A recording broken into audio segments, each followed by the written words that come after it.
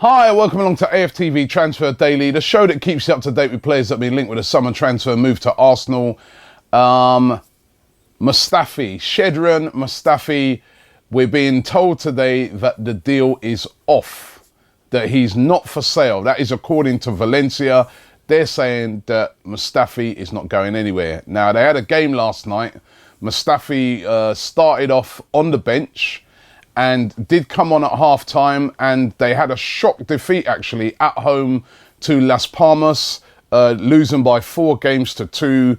Mustafi cut a bit of a frustrated figure in the second half, and as I said, a shock defeat. And after the game, the boss of Valencia, when asked about Mustafi, his quotes were, "Mustafi is not for sale and he will stay at Valencia. The market is open and there are still possibilities." Now, I don't understand that last bit. Is that kind of lost in translation? Whatever it is, they're driving a really hard bargain at the moment. It may not be completely off. It may be that, again, they're trying to drive the price up. We know that Valencia have got financial problems with financial fair play, but they are hoping that maybe they could sell a couple of other players instead of Mustafi to stave off those penalties from financial fair play. It could still be that Valencia could be an Arsenal player, could still go to Arsenal, but it's obvious what Valencia are doing. They're trying to drive the price up as high as they possibly can, and Arsenal are over a barrel at the moment. And the other thing I would say is that the manager or the boss of the club are straight after, as I said, a shock home defeat to Las Palmas. And then you're asked if one of your main guys is going to be leaving. You're not going to say, yes, he's being sold, are you? I mean, that's just going to, pour oil over the fire for all of the fans over there. So I suppose he had to say that. But listen, at the moment, we really don't know what's happening. It's not looking 100% like it was about a week ago. Is it brinkmanship by Valencia? Because as I said, we're still told that Arsenal's chief negotiator, Dick Law, is still over there in Spain trying to get the deal done. Is this just down to money? Is this down to the fact that they really don't want to sell Mustafi? Who really knows? Certainly they're going to be under a lot more pressure at the moment, even from their own fans, to keep hold of Mustafi after that bad defeat last night.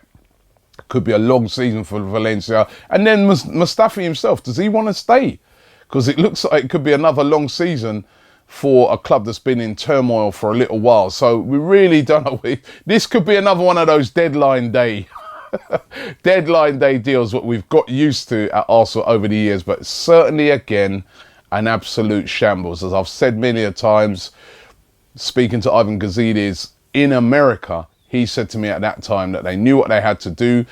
And one of the things that they were targeting was an experienced centre-back. He was quite bullish at the time.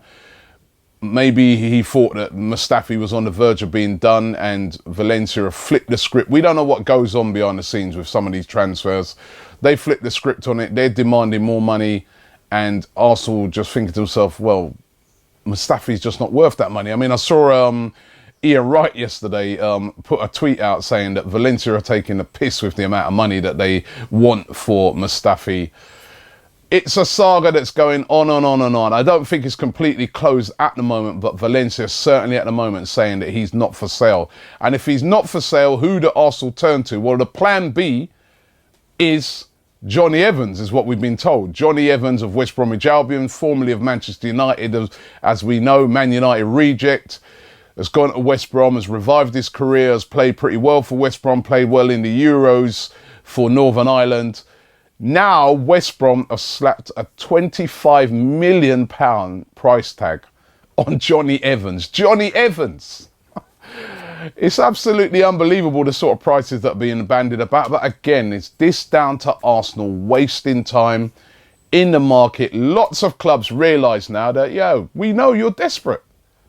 We hear your fans singing to you, spend some money. We see the social media, we watch ArsenalFanTV, we listen to Talk Sport, we read all the tweets and stuff like that. We know you're desperate. So you know what? Price has gone up, mate. If you want Johnny Evans, 25 million, which is ridiculous. I mean, if Arsenal did pay 25 million for Johnny Evans, oh my God, I don't even want to think about that. And I don't think they would. I mean, he's just simply not even worth, I don't even think he's worth 10 million, to be honest. My personal opinion is that we should be swerving Johnny Evans. That would not be a popular signing for the fans at all.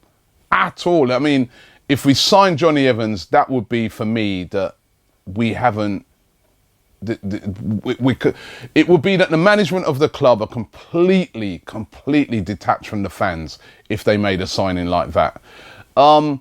There is another guy that we've been linked with, this guy called Marcel Tisserand. Now, Tisserand plays for Monaco at the moment. He's 23 years of age. He's a centre-back who can also play as a right-back. Now, he was on loan at Toulouse last season, and he did very well.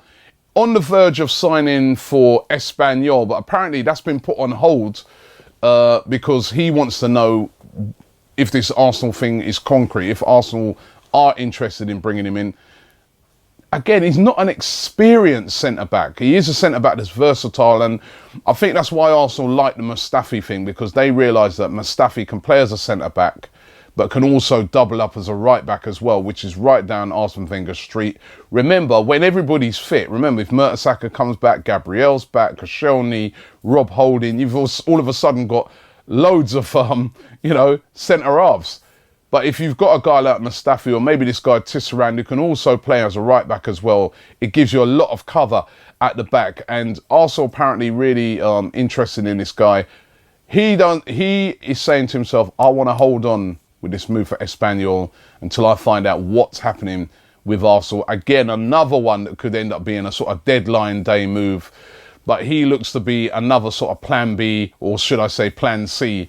If Arsenal are unable to get Mustafi or maybe Johnny Evans, they may move for this guy, Tisserand. I mean, I was thinking about it today, and I was thinking, for the ridiculous amount of money that they're talking about for some of these guys, maybe a Jose Fonte at Southampton wouldn't be a bad idea. I mean, the only thing against Jose Fonte is the age, but he's an experienced centre-back, played in the Premier League, looked very accomplished when he played in the Euros, but again, his price would be bumped up. And even his partner at Southampton, Virgil van Dijk, I'm surprised that nobody, I know he signed a new contract recently, but nobody's moved in for him, because I think he's a very talented centre-back, very commanding, scores goals.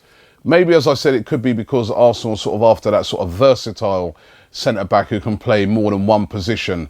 But listen, it's a shambles. It's a mess yet again.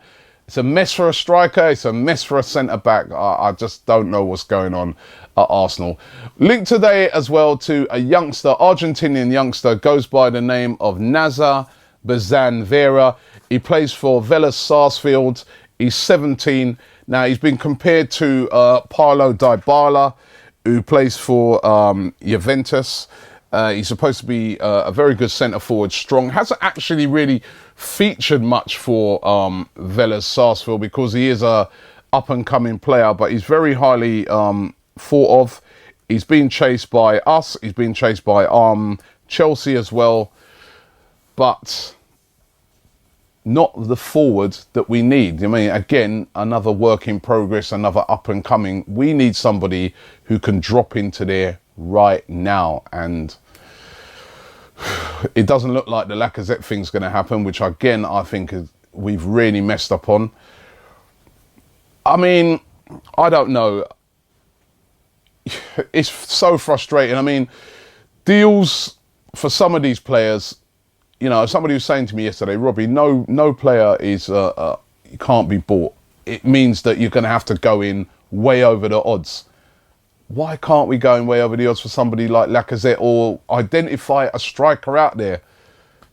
If we don't get a striker, I really worry about us, I mean, I'm not as bad as people. There's a lot of people saying I've got no chance of making the top four. I was chatting to a guy yesterday. I was in a barber shop, and this Liverpool fan was saying to me that, listen, you guys, I think you'll finish 6th or 7th. And I was like, well, why do you think we'll finish below you? Because I'm sorry, I know you beat us, but remember, I had to remind him that when they beat us, we were missing like about 4 or 5 of our key players. And if it had been the other way around with Liverpool, and we saw with the week after what happened to Liverpool, I said to him, when every Arsenal player is playing, we do have a very good team. People are forgetting that. We still got Mesut Ozil, Sanchez. You look at that midfield, there's not really a midfield that, you know, I'd say Man City is comparable to our midfield. If we, you know, our defence, if our players are fit, we've got a good defence. We've got a top-class goalkeeper. The only area where we're missing really is a striker.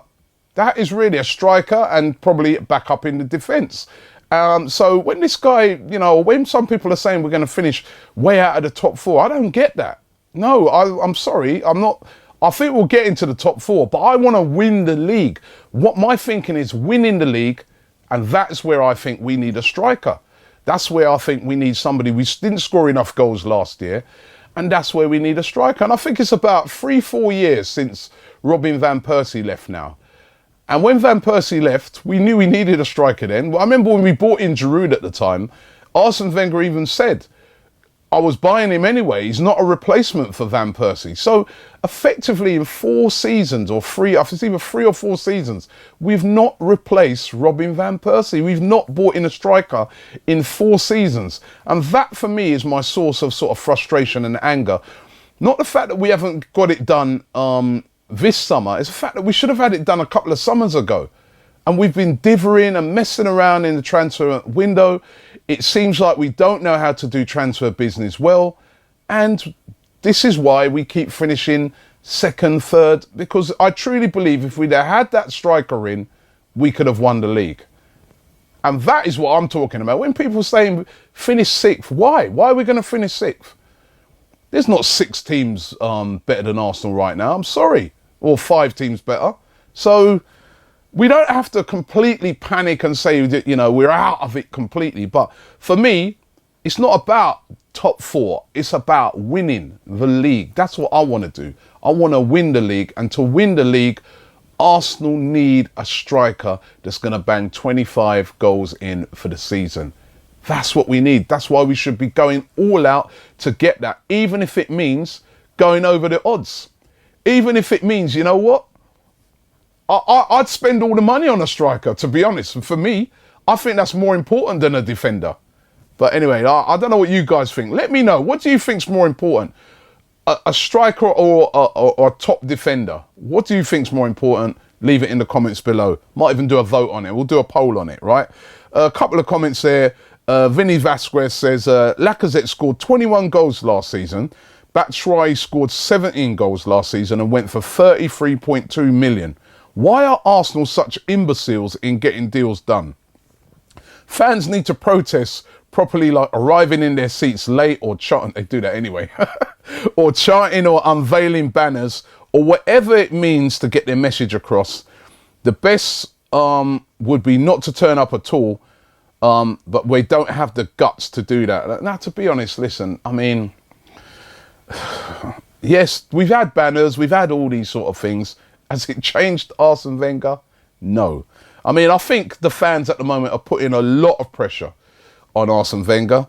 I think, you know, when you hear people talking on various media outlets, a lot of pressure is being put. Arsene Wenger's even said that he feels that the media are influencing the fans. That's rubbish. I don't think that's true. Don't get me wrong. The media, you see some media outlets and they twist and they're loving it. They're loving it. So they'll come out with they'll get a load of tweets from Arsenal fans and they go, Arsenal fans go into meltdown as, and then they'll quote random tweets from people. But, you know, I think pressure is being applied by the fans. I mean, I was a couple of fans came up to me on Saturday and they were saying to me, "Oh, why do you have fans on there criticising Arsenal? You know, you need." I said, "Come on, mate. This is ArsenalFanTV. We're an honest channel, and we're just reflecting the mood of the fans.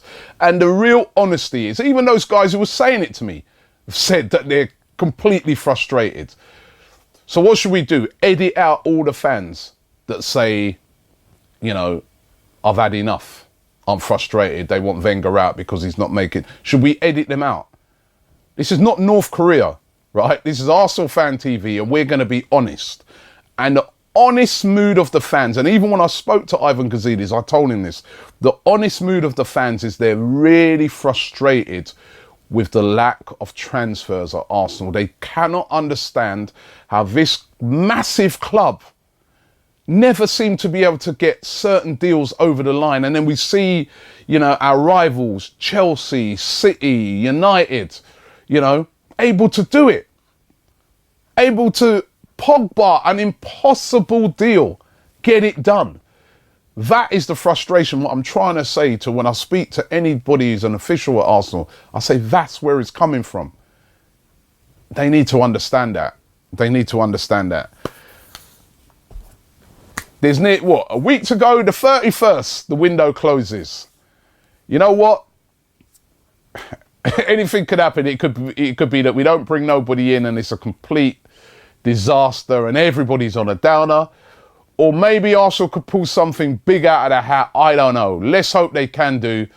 But thanks for watching today, and we'll be back around about the same time tomorrow. Don't forget to check out my other channel, Man Like Robbie. I'm back in training today, actually. Oh my gosh, I'm not looking forward to that. I remember I've been doing that pre-season stuff, but I was away, obviously, with America and that, and I fell off. And I'm back in for a hard session today. I'm not looking forward to it. But make sure you check out and subscribe to Man Like Robbie. All things football on that channel.